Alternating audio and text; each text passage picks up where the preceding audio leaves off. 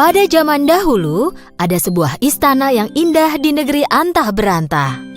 Di istana yang megah ini, hiduplah ratu yang paling cantik. Ratu punya satu permohonan agar dia bahagia, yaitu ingin memiliki bayi perempuan yang cantik. Suatu hari di musim dingin, saat ratu menjahit di dekat jendela, dia tiba-tiba tertusuk jarum. Dia segera mengusap darahnya dengan selembar kapas, dan saat itu dia mengucapkan permohonan. Aku berharap punya bayi perempuan yang kulitnya seputih salju, matanya lebih cerah dari permata paling berkilau, bibir semerah ceri, dan hatinya penuh sukacita. Dan suatu hari, permohonan ratu baik itu menjadi kenyataan. Dia melahirkan seorang bayi perempuan yang cantik. Mereka menamainya Putri Salju. Tahun berlalu dengan cepat, tetapi kebahagiaan mereka tidak berlangsung lama. Ratu baik hati jatuh sakit dan tak lama kemudian meninggal dunia. Tak berapa lama, raja semakin tua dan menjadi sangat lemah. Jadi dia menikah lagi dengan seorang perempuan. Ratu baru ini cukup cantik, tapi hatinya jahat. Dia seorang wanita yang sombong dan pencemburu. Setiap hari, ratu akan melihat ke cermin ajaibnya dan menanyakan pertanyaan ini. Cermin-cermin di dinding, siapakah wanita tercantik di seluruh negeri? Dan cermin ajaib akan menjawab, tak ada yang mulia, Andalah satu-satunya wanita paling cantik. Dan ratu akan sangat senang dengan jawaban ini. Sejak kedatangan ratu jahat, semua yang ada di istana mulai berubah. Karena perbuatan jahatnya, kerajaan menghadapi banyak sekali masalah. Jadi untuk mengatasi masalah itu, raja harus pergi dari istana.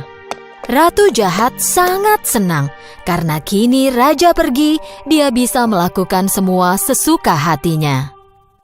Tahun berlalu dengan cepat dan Putri Salju tumbuh menjadi gadis yang cantik. Di tempat yang tak terlalu jauh, seorang pangeran tiba-tiba melihat bayangan Putri Salju di sungai tempat dia minum air.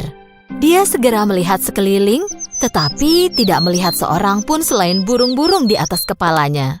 Pada suatu hari, ratu berada di depan cermin ajaibnya lagi. Cermin-cermin di dinding, siapakah yang tercantik di seluruh negeri? Cermin menjawab, Begini, maaf, tapi bukan Anda ya ratuku. Putri Saljulah wanita tercantik. Ratu sangat marah ketika mendengar jawaban cermin ajaib. Dia segera memanggil pemburu favoritnya dan memberi perintah yang menakutkan. Bawalah Putri Salju ke hutan dan ambil jantungnya untukku.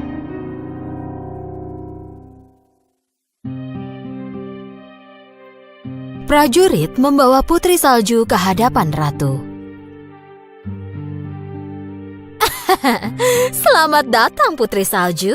Kupikir kau bosan di dalam istana. Pergilah cari udara segar di hutan. Jangan khawatir, pemburuku yang terpercaya akan menjagamu. Pemburu membawa Putri Salju ke dalam hutan. Dia harus melakukan apa yang diperintahkan ratu.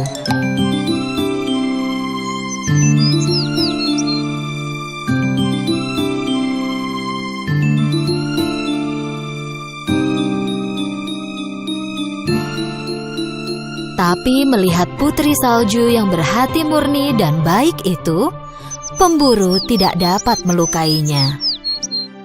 Pemburu memperingatkan Putri Salju agar jangan kembali ke istana. Saat matahari terbenam, dia meninggalkan Putri Salju di hutan dan kembali ke istana. Putri Salju sangat takut di hutan gelap itu sendirian. Dia duduk di bawah pohon dan mulai menangis. Sampai akhirnya, dia tertidur. Di pagi harinya, Putri Salju terbangun oleh kicauan burung dan banyak sahabat hewan kecil yang mengelilinginya. Karena hewan-hewan ini tahu dan mencintai Putri Salju, mereka menunjukkan jalan padanya. Mereka membawa Putri Salju ke rumah mereka yang juga sekecil tubuh mereka. Dengan ragu, Putri Salju membuka pintu. Semua yang ada di dalam rumah itu berukuran sangat kecil dan berantakan. Putri Salju tak bisa menebak siapa pemilik rumah itu, tapi dia tak punya tempat tujuan lain. Jadi dia memutuskan untuk bersih-bersih.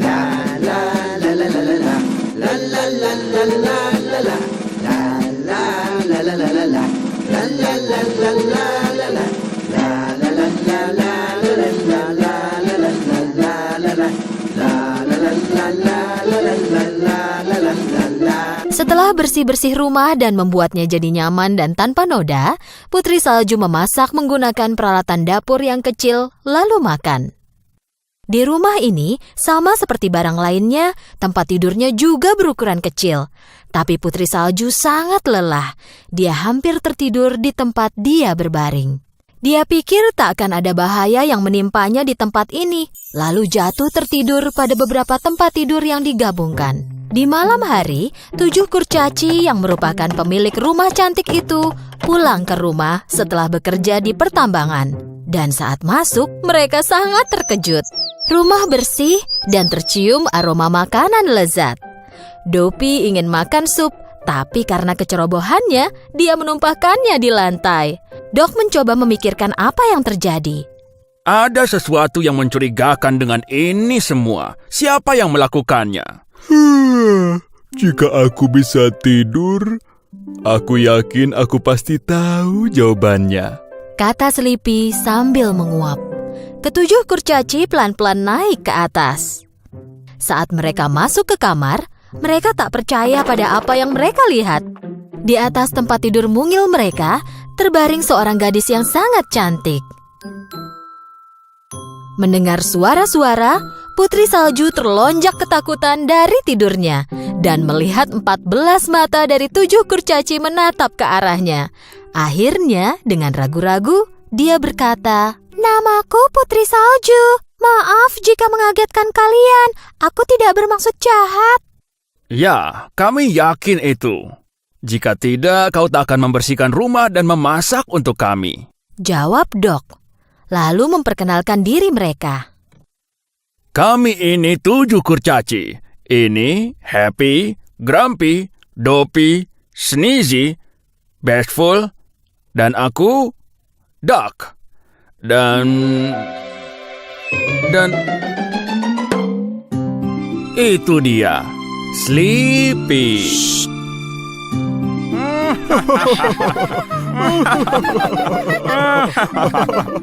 Putri Salju senang sekali karena punya 7 orang teman lagi yang menyenangkan.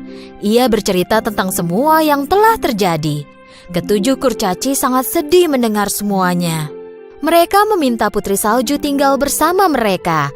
Putri Salju setuju dan selalu membantu. Mereka mulai hidup bahagia dan damai. Tapi kebahagiaan mereka tak berlangsung lama. Suatu hari, Ratu menanyakan pertanyaan yang sama ke cermin ajaibnya.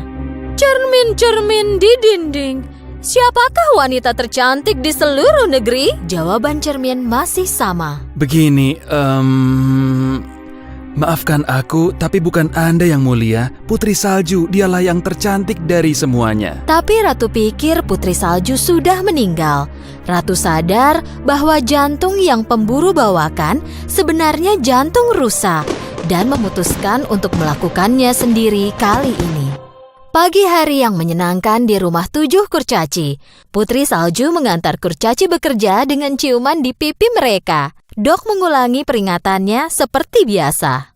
Jangan lupa aturan kita. Jika ada orang asing mengetuk pintu saat kami tidak di rumah, jangan dijawab. Baiklah Dok, tapi kalian jangan terlambat pulang ya.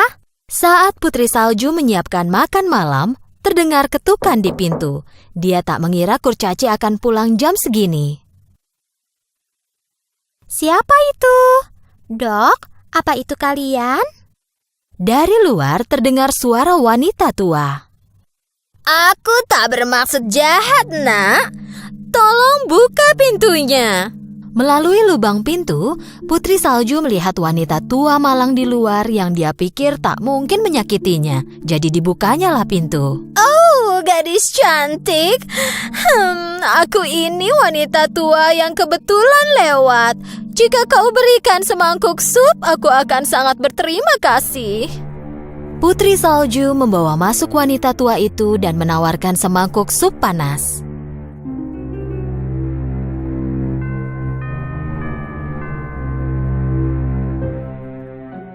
Terima kasih, sayang. Aku tak punya uang, tapi punya apel merah cerah paling lezat untukmu. Satu gigitan akan terasa seperti surga. Putri Salju menggigit apel itu karena penasaran. Dan setelah digigitnya, dia pingsan dan jatuh di lantai. Wanita tua itu tak lain adalah ratu jahat yang menyamar. Dan apel itu bukanlah apel surga, tapi apel beracun. Bahkan satu gigitan cukup untuk membuat Putri Salju tertidur, yang membuatnya tidak pernah bisa bangun lagi.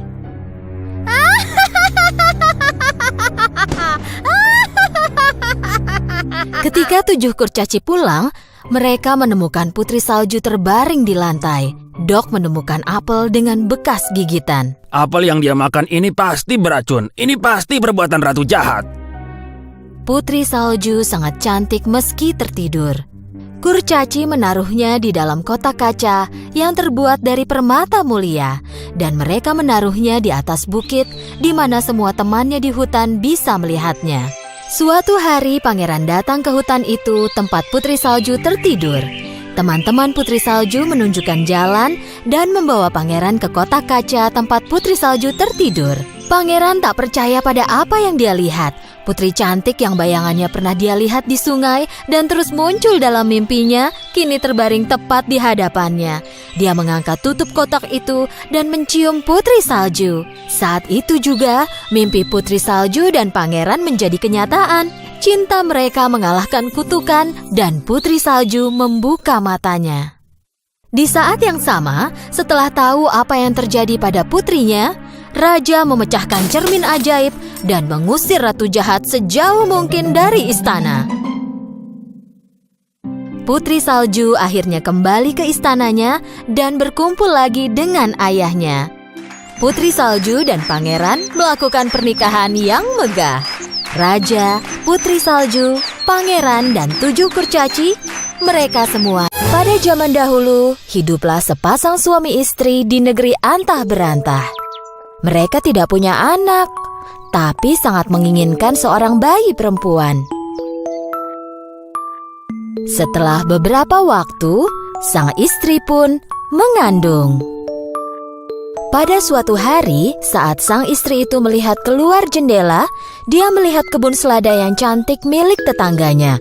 Sejak saat itu, dia selalu membayangkan dirinya memakan selada itu. Aku akan mati jika tak memakan selada itu. Sang istri tidak mau makan dan badannya pun menjadi kurus. Hingga suatu hari, suaminya menjadi sangat khawatir. Sang suami berjanji akan membawakan seikat selada untuk istrinya. Jangan khawatir sayang, aku akan pergi dan membawakanmu selada. Tapi kau tahu, itu sangat berbahaya. Rumah tetangganya itu adalah milik seorang penyihir. Dan kebun itu dikelilingi oleh tembok yang tinggi. Tak seorang pun yang berani masuk ke sana. Sang suami mengumpulkan segenap kekuatannya dan memanjat tembok. Dia memasuki kebun dan memetik segenggam selada.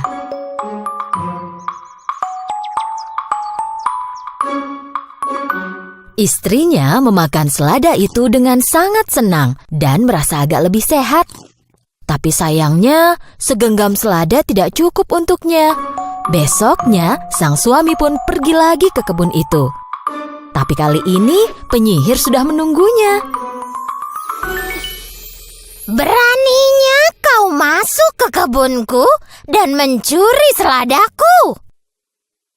Istriku sedang hamil dan ingin sekali makan selada dari kebunmu. Kau kan bisa meminta izinku dulu. Kami semua sangat takut padamu. Kupikir kau tak akan mengizinkanku. Maafkan aku. Memaafkanmu? Kau akan dihukum. Jika istriku tak bisa makan selada, dia akan sakit dan tak akan bisa melahirkan. Tolonglah.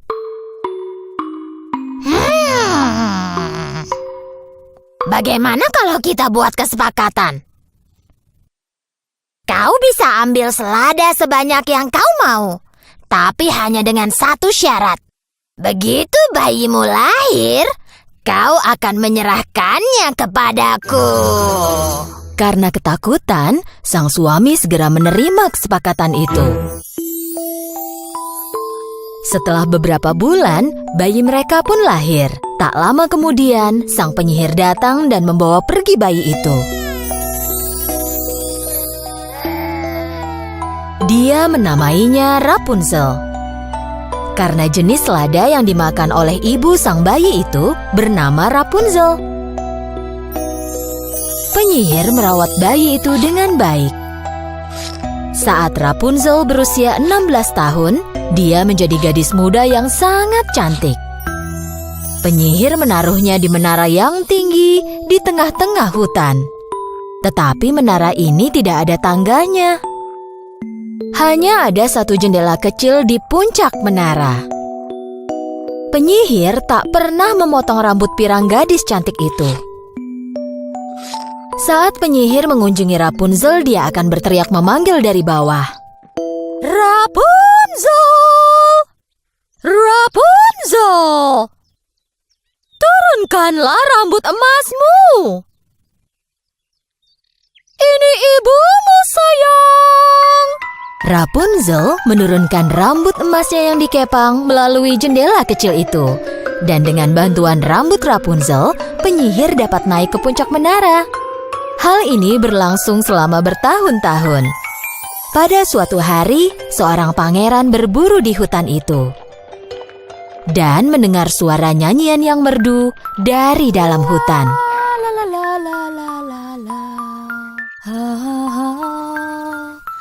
Suara yang sangat merdu.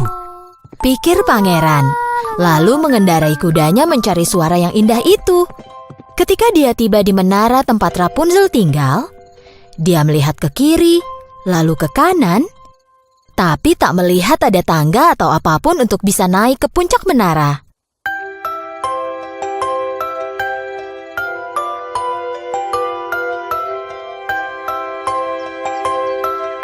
Karena terpesona oleh keindahan suara itu, pangeran datang ke menara itu setiap hari, tapi tak bisa memecahkan bagaimana caranya bisa naik.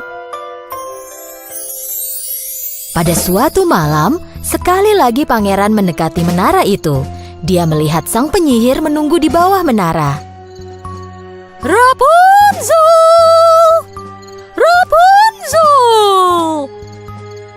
Turunkanlah rambut emasmu. Ini ibumu, sayang.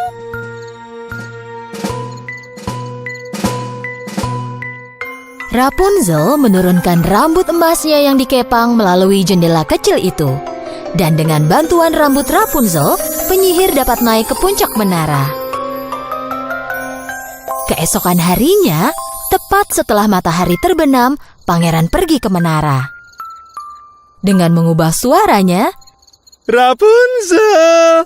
Rapunzel!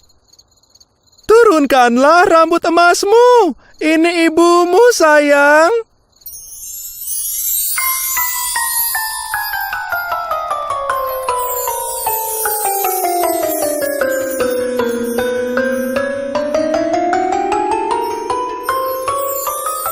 karena pertama kali dalam hidupnya melihat orang selain ibunya, Rapunzel sedikit takut.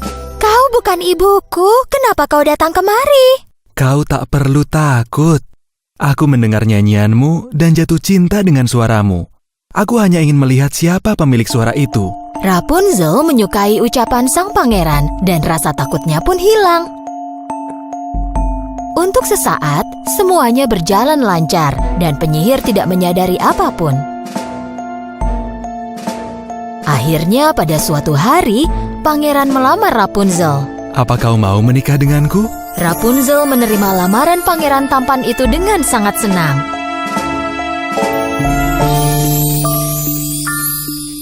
Tetapi Rapunzel tidak punya cara untuk turun dari menaranya. Tiba-tiba, dia punya ide cemerlang. Pangeran mulai membawakan sepotong kain setiap kali dia datang ke menara. Rapunzel mengikatkan potongan kain itu sehingga menjadi tali.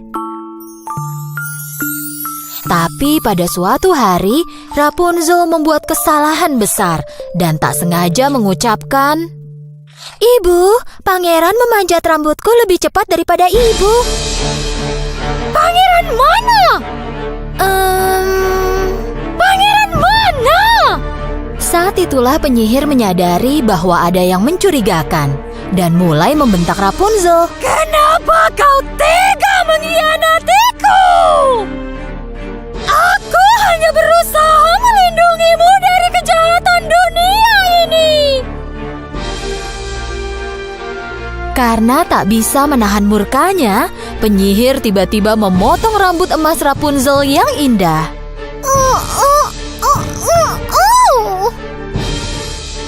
Lalu mengirim Rapunzel ke gurun di tempat yang sangat jauh.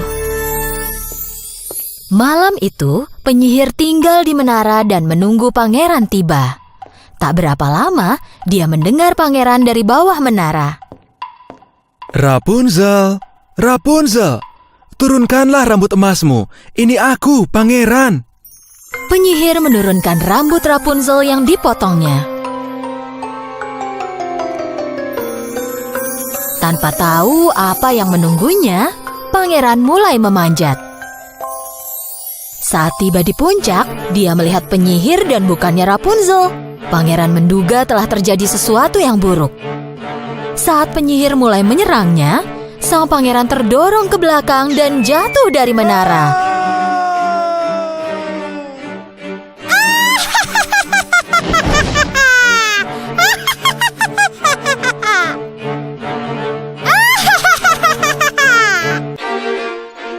Berkat semak-semak yang ada di bawah menara, pangeran tetap hidup. Tapi karena duri menusuk matanya, dia tak bisa melihat lagi. Pangeran yang buta itu terus berjalan mengitari hutan, mencari Rapunzel sambil menangis. Dia makan tanaman dan buah yang tumbuh liar yang ada di hutan. Dia berjalan sangat jauh, sehingga akhirnya tiba di gurun tempat Rapunzel tinggal. Dan tiba-tiba terjadi sesuatu yang tak terduga. Pangeran mendengar suara nyanyian yang merdu. Dia langsung mengenali pemilik suara itu. Ini suaranya Rapunzel. Dia mulai berjalan ke arah suara indah itu. Dia berjalan sambil berteriak, Rapunzel! Rapunzel! Rapunzel! Rapunzel juga mengenali suara pangeran. "Pangeranku!"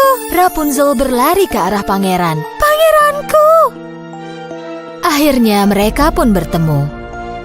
Setelah melihat pangeran, Rapunzel memeluk pangerannya dan menangis bahagia. Air mata Rapunzel membasahi mata pangeran. Dan tiba-tiba terjadi mukjizat. Dan mata pangeran terbuka. Dia bisa melihat lagi. Melihat hal ini, Rapunzel senang sekali.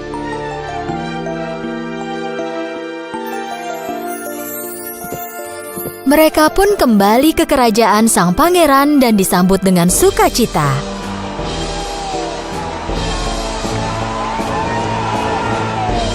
Dan mereka hidup bahagia selamanya.